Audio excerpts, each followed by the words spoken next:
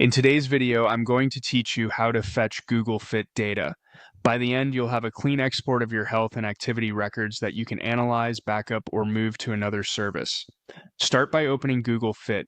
You can do this on the web or through the app, but the export flow is easiest to manage in a browser. Make sure you're signed into the Google account that actually holds your fitness data. If you use multiple accounts, double check you're on the right one before moving on. Next, look to the top right and click your profile icon.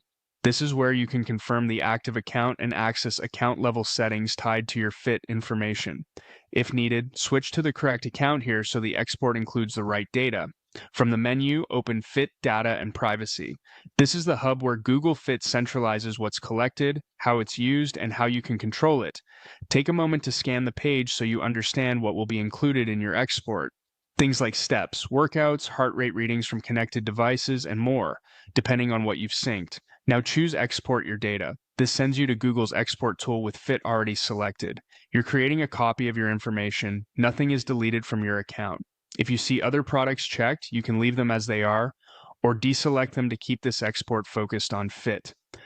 Click Next Step to move to Delivery Options. This is where you decide how you want to receive the file and how often you want Google to generate it. Choose your destination. You can deliver the export to a cloud drive or get a download link by email. Pick the option that best matches where you'll store or process the data.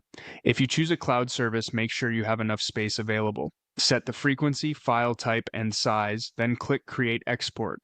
A one-time export is perfect for a snapshot.